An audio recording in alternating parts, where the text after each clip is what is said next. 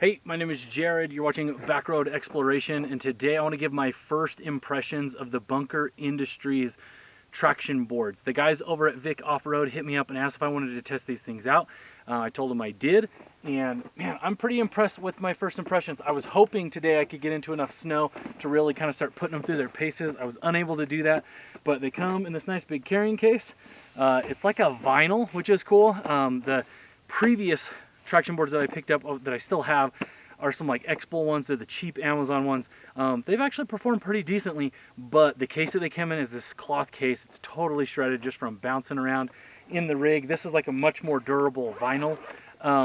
And man, these things are heavy. So I know when it comes to, you know, off-road and overland equipment, you can spend so much money on your gear. And so it's hard to know exactly where you should spend your money. I wish I knew, but I'm impressed with these.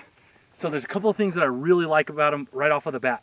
The first thing is that the plastic, it's heavier duty. You can tell that it's much higher quality than your real cheap traction boards. Traction boards are one of those things that's like 99% of the time you do not need these. For the 1% of the time that you do, they're absolutely invaluable because they provide a service that almost nothing else does. If you're like me and you do a lot of solo adventures, I highly recommend having some traction boards. I know that Max Trax is like kind of the staple or the standard in the industry. Nothing against those. They're just really, really expensive, like basically twice as much as almost anything else out there. And that's hard for me to justify on something that I'm only going to use maybe once a year or less. So if you followed my channel long, you know I have been stuck many times.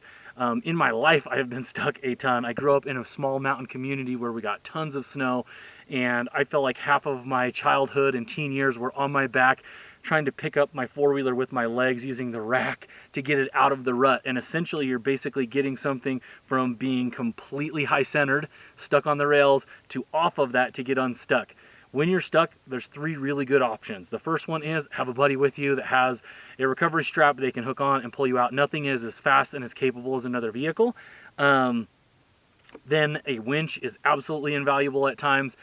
It's also one of those things that you just don't use very frequently. I had a winch on the Jeep, and sometimes a winch can't be used in an area like where I'm at right now. This is kind of a desert mountain area, and there is vegetation, but none of these trees, they're all small.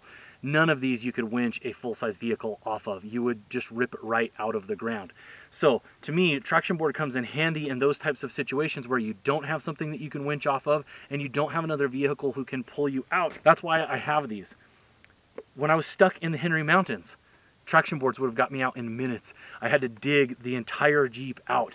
When I was stuck out in the West Desert, I spent probably 3.5 hours digging myself out because I was so buried. I had been going pretty quick. It was not very much snow, and there was one area where there was a big drift.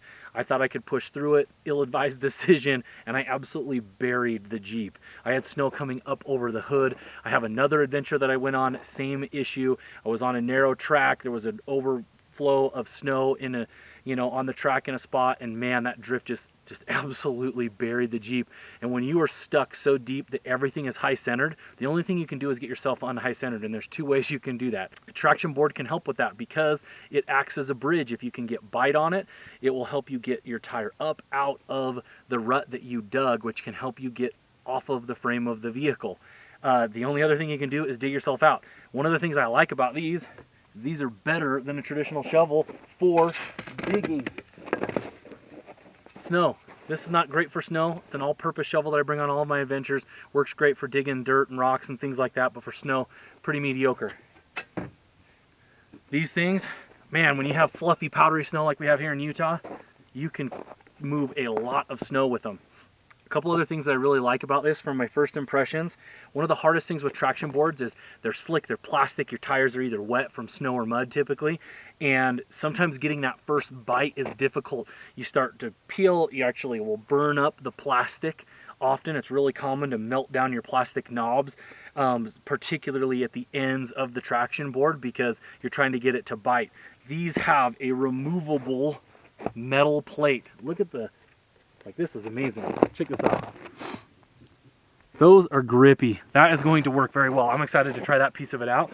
The other thing that I like is that you have replaceable knobs here. So as these wear down, they're a plastic knob, they're gonna wear out, but they have metal inserts to screw into. So when these run out, you can, when they burn off, you can unscrew them, get rid of them, replace them. They give you a ton in the carrying case. So I'm pretty excited about these traction boards. They're heavy. You can just tell they're just a much higher quality. Now they are more expensive than like your really inexpensive ones. So I think they kind of, I like to find things that land in that middle ground. They're not necessarily the premium top-end product that costs a ton of money and often you're buying a lot of name brand. But I also want to avoid the cheapest one because sometimes you're just getting what you pay for and it's not very good. I think that these are going to be a good middle ground from that. They're not nearly as expensive as MaxTrax, but they are much higher quality than some of the cheaper traction boards that I have purchased myself. Now, this is just the first impressions. A long-term review will be coming in the future. I always have to test something for a while, usually a year before I'm like, hey, I 100% recommend and endorse this. This is a first impressions. I'm hoping that we're going to get some more snow this year and I can get the GX stuck and get it out with a traction board. If you like this video, you want to see more of these, watch some of my adventure videos, please like and subscribe. Thanks so much for watching.